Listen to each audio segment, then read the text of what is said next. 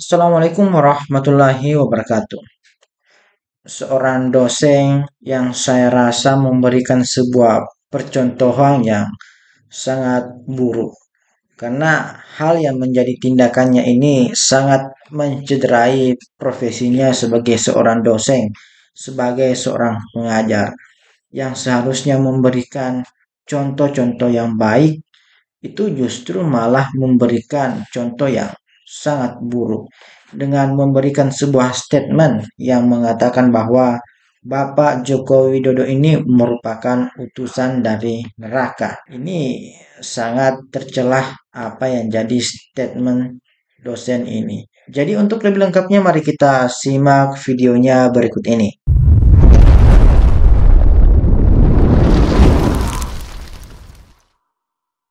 Beritahu Bapak Ibu bahwa ada orang yang dia lu-lukan jadi presiden, sebenarnya itu berbahaya bagi Indonesia.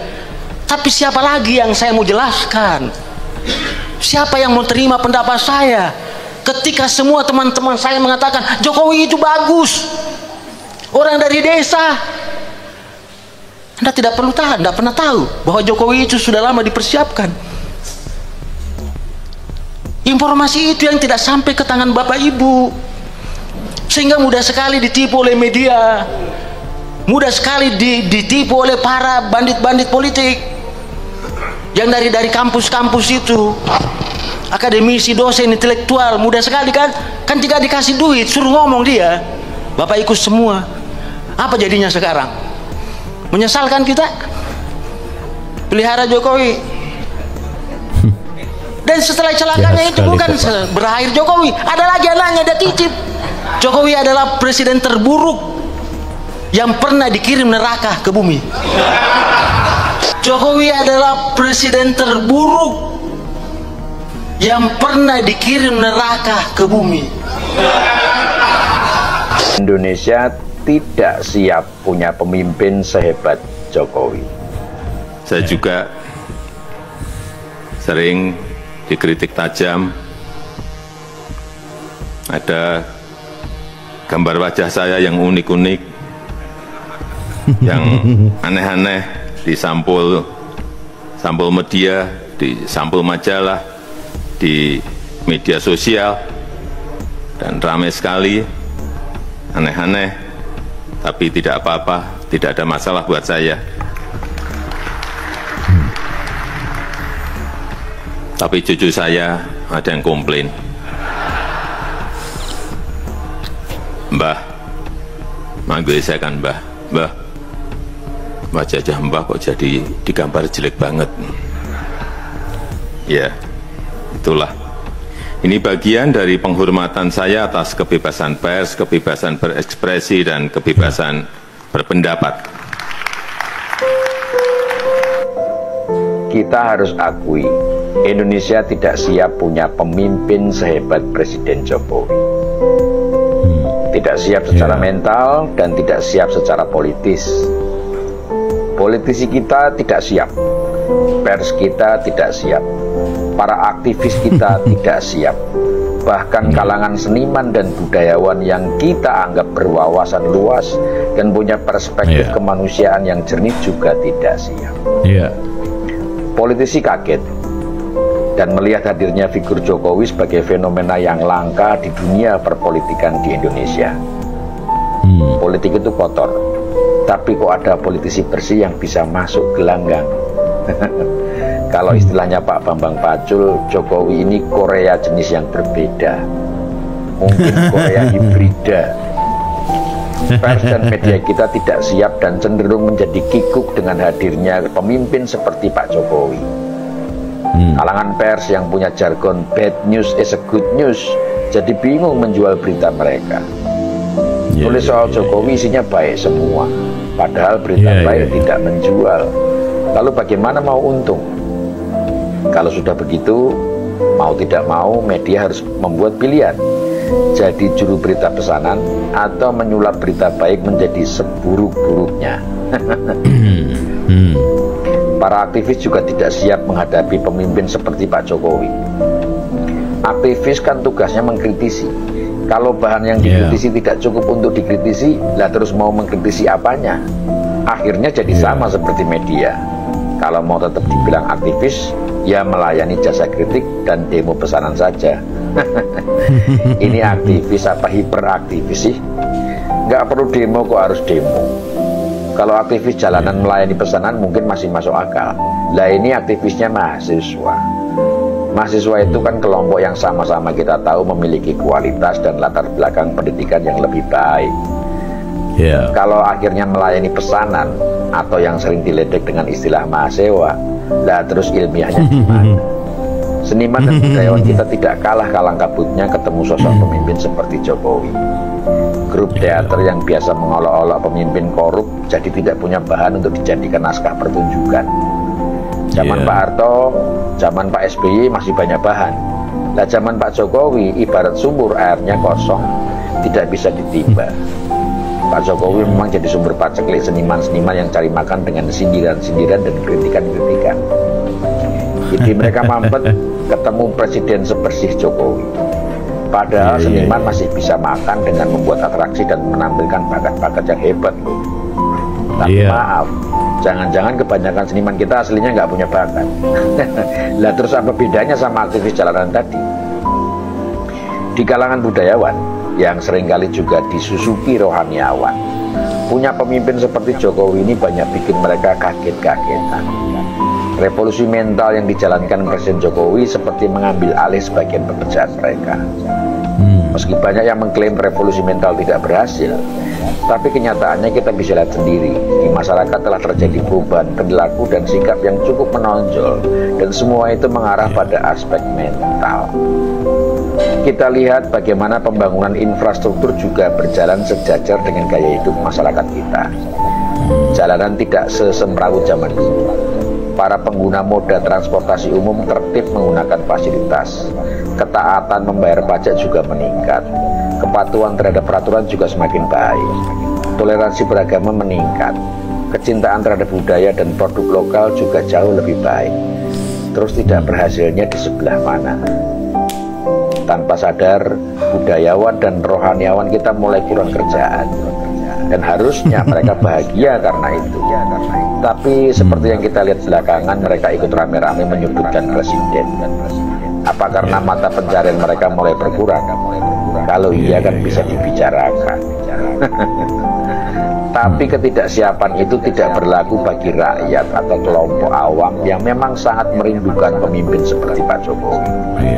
Sejak Pak Jokowi menjabat di tahun 2014 sampai hari ini, kepercayaan, kebanggaan, dan rasa cinta rakyat Indonesia kepada pemerintah, terutama presidennya, sangat tinggi. Rating approval hingga awal tahun ini masih di atas 70%. Ini tidak pernah terjadi pada presiden-presiden sebelumnya. Kalau kita lihat di media, saat kunjungan ke berbagai daerah, kita melihat masyarakat dengan tulus mengekspresikan kecintaannya kepada presiden. Dan fakta itu yang membesarkali dan digerus oleh kelompok yang ingin merebut estafet kepemimpinan secara paksa. Mereka tidak paham, kepercayaan itu tidak bisa diambil dari rakyat, tapi ditumbuhkan dari kerja keras oleh orang yang akan mendapatkan kepercayaan itu. Dan Presiden Jokowi telah bekerja sangat keras untuk memajukan bangsa ini. Jejak itu jelas tidak akan pernah bisa dihapus, bahkan oleh fitnah yang paling meyakinkan. Apakah Indonesia tidak akan pernah siap untuk menjadi bangsa yang hebat karena dipimpin oleh seorang presiden yang hebat? Semestinya tidak. Kalau kita semua mau mengedepankan kecerdasan dan kejernihan pikir, Indonesia yang dulu bernama Nusantara pernah menjadi bangsa yang besar di mata dunia. Lalu sekarang kita ingin dibangkitkan kembali menjadi jauh lebih besar lagi. Tapi hanya karena segelintir orang yang merasa dirugikan karena kehilangan nafkah dan kekuasaan, lalu menghasut kita untuk melawan kebangkitan itu, dan kita mau mengikutnya. Hanya mereka yang tidak peduli pada kedaulatan bangsa dan negara, yang tidak ingin Indonesia menjadi hebat. Hanya mereka yang tidak bisa berbuat sesuka hati, yang tidak siap memiliki pemimpin yang hebat. Dan mereka itu sesungguhnya tidak banyak jumlahnya. Kalau rakyat berdaulat, maka mereka hanya bagaikan beberapa ekor lalat yang dengan mudah bisa disikat. Semoga bermanfaat. Ya, ini sedih. Kalau kita ini punya tradisi selalu menjelek-jelekan pemimpin, caci maki, cari kesalahan. Saya bukan apa-apa. Bagaimanapun prestasi pemerintahan yang dipimpin oleh Pak Jokowi ini mengagumkan banyak negara. Di mana ada presiden, ada pemerintah bisa menjaga inflasi 2,5%. Di mana? Coba dibuka sejarah 30-40 tahun ke belakang sampai sekarang. Sedikit negara 2,5% inflasi. Dan ini prestasi yang bukan jatuh dari langit. Kita pulih dari COVID. Saya ketemu pemimpin-pemimpin dunia. Pemimpin-pemimpin dunia mengakui, bahkan kaget, bagaimana bisa Indonesia termasuk paling cepat, paling baik pulih dari pandemi COVID-19. Kenapa? Karena leadershipnya Pak Joko Widodo. Saya saksi. Begitu COVID-19 hampir semua menyarankan ke Pak Jokowi lockdown total. Lockdown. Dan banyak negara melaksanakan lockdown total. Banyak negara. Beliau mungkin punya insting. Beliau tolak. Beliau tidak mau lockdown. Kalau lockdown, bagaimana rakyat kita? Rakyat kita, wong cilik ini bagaimana? Pedagang warung Tegal kalau tidak boleh keluar dari rumah, dia makan apa? Risiko. Tapi keputusan yang tidak lockdown ternyata membangkitkan kita kembali dengan waktu yang cepat, yang mengagetkan banyak negara di dunia. Ini pengakuan dari WHO sendiri. Saudara-saudara sekalian, saya ini bukan membela ya, tapi saya ingin selalu mengatakan yang benar-benar, yang salah. Mazhab sih pertama mengatakan bahwa Prabowo lebih demokratis dibanding Jokowi, tapi mazhab kedua mengatakan ini kelihatan dua mazhab itu Prabowo justru lebih demokratis. Buktinya menterinya bisa berbeda pendapat dalam kasus kemarin cerita pagar itu kan. Prabowo kan cabut pagarnya. Kata KKP-nya tunggu dulu, ada pengadilan dulu. Jadi kalau publik, kalau kata saya, enak aja suruh kita yang cabut. Rugi dong negara. Pengarahan TNI, habis itu aparat bayar bensin, sewa kapal, suruh yang pasang yang cabut dong kan gitu. Apain enak aja suruh kita yang cabut. Mereka ketawa dong, kita yang cabut, mereka yang pasang. Bang, tapi masa kabinet butuh kedemokratisan, Bang? Maksudnya kan hanya ada perintah dan visi presiden gitu, maksud gua tuh kan gitu ya. Kenapa harus ada perbedaan pendapat walaupun kesannya jadinya demokratis gitu? Enaknya di Jokowi nggak kelihatan tegas tapi ganas gitu. Ketegasan tuh dijawab dengan resapel, ganti. Dan dia nggak pernah meledak itu, nggak pernah ngomong banyak. Kan banyak korbannya dulu, Sudirman Said ya kan, yang berbeda, Rizal Ramli, pokoknya asal beda, nggak perlu dia menggertak itu, udah langsung hari Rabu pon. Kalau ini kan KKP ini aja nih sekarang berbeda dengan Prabowo, ini kalau era Jokowi ini berhenti nih, karena beredar perintahnya Prabowo cabut, KKP-nya bilang tunggu dulu, ya kan? Ini makanya orang melihat tampangnya brandnya ini demokratis, tapi hasilnya eksekusinya otoritarian gitu. Nggak ada diskusi, nggak ada perdebatan, nggak ada orang yang di era Pak Jokowi ada nggak terasa menteri yang beda pendapat, hampir nggak ada kan.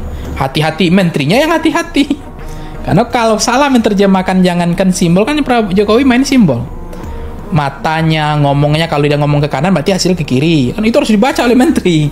Kalau dia ngomong lagi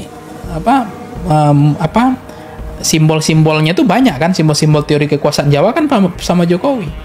Salah aja panglimanya nggak dikasih kursi di pesta pernikahannya kan, itu dieksekusi sama dia, kasih pelajaran langsung.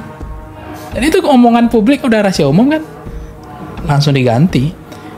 Dan itu hati-hati betul. Menteri nggak boleh salah ngomong, harus nggak boleh miss, dan harus bisa menerjemahkan apa maunya, jeronnya, seleranya Jokowi meskipun dia tidak ucapkan. Oh itu Ya, dia simbol semua. Gaya politik Jawa banget ya. Jawa, jadi menurut saya bukan garis putus-putus, garis komando juga. Nggak ada menteri yang berani berbeda. Jangankan berbeda, salah menerjemahkan maunya Jokowi itu udah dampaknya pecat, diberhentikan.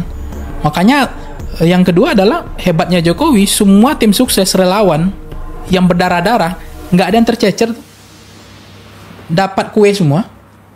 Sehingga bicara dia di situ bukan bicara orang pintar, orang hebat, bicara loyalitas. Di Prabowo sekarang kan parah sebenarnya. Loyalitas Jokowi yang masuk semua di kabinet sekarang. Hampir separuh, 40% mungkin menterinya Prabowo itu adalah menterinya Jokowi. Di mana loyalitasnya kan? Jangankan gitu, KPK, Kejaksaan sama Polri aja masih orang pemerintahan sebelumnya. Enak nggak lihat Trump itu kemarin sama begitu dilantik langsung 10 keputusan ditandatangani. Membatalkan putusannya Joe Biden itu kan ganas ekstrim banget di Amerika, langsung ditandatangani mana yang dibatalkan, sama ditunjukkan 10 kebijakan yang dibatalkan langsung oleh Trump, kebijakannya Joe Biden dilempar itu. Kita kan nggak gitu-gitu amat. Iya.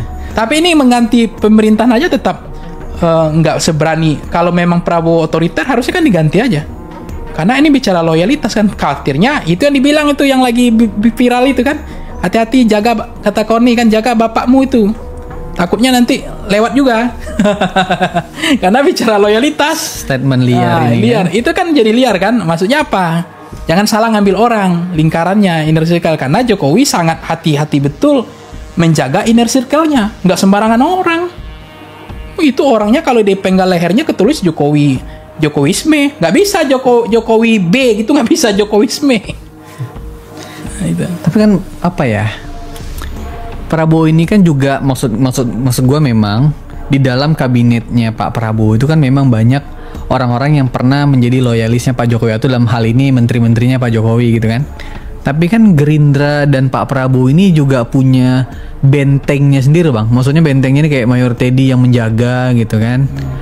Menteri luar negeri dari Pak Prabowo, banyaklah orang-orang Gerindra yang masuk dalam hal ini menjaga inner circle-nya Pak Prabowo. Kalaupun dia kemudian menjadikan menteri-menteri Pak Jokowi sebagai menterinya juga, ini kan bisa dibaca sebagai dua hal. Kalau saya bacanya gitu. Yang pertama adalah memang karena kinerjanya untuk melanjutkan hal yang lama, karena kan memang kampanye melanjutkan tuh. Yang kedua juga adalah karena menghargai Pak Jokowi aja. Menghargai karena ada Mas Gibran juga sebagai wakil presiden di sana, gitu kan. Jadi ya kalau ada kekhawatiran Pak Prabowo mau ganti, saya rasa Pak Prabowo juga balas jasa kali ya. Atau Abang melihatnya gimana tuh Pak Prabowo terhadap Pak Jokowi sehingga banyaknya menteri yang masuk di dalam kabinet Pak Prabowo? Saya melihat Pak Prabowo itu kan sosok sebenarnya orang nggak mudah melepaskan jasa ya, budi orang ya. Makanya kan banyak testimoni kebuatan Prabowo itu kan banyak bunyi belakangan. Termasuk dia kontribusi bagaimana Prabowo menjaga teman-temannya, sahabatnya kan. Jadi nggak mudah berkhianat kan. Nah itu kan mungkin juga ya mungkin balas jasa budi. Memang Prabowo sadar kok dia terpilih bukan kan ada saham Jokowi di sana. Nggak ada bicara saham Jokowi. Itu kan pakai bagaimana untuk menang itu kan orang udah paham, nggak perlu kita terjemahkan. Melanggar konstitusi waktu itu kan, menarik Gibran, kemudian bansos dan seterusnya. Kan saham Jokowi juga. Jadi maksudnya ya wajar kemudian ada kabinetnya, bayangannya Jokowi di sini kan. Nggak bisa lepas itu kabinetnya Prabowo semua. Makanya orang-orang lamanya hampir semuanya kita bukan sedikit, banyak gitu. Nah cuma hari ini kan itu jadi beban juga lama-lama. Bebannya adalah pada proses penegakan hukum, keamanan, korupsi kan. Jadi beban akhirnya. Jadi bisa kita saksikan tadi bagaimana videonya, dan semoga video ini bisa bermanfaat dan menambah wawasan kita. Assalamualaikum warahmatullahi wabarakatuh.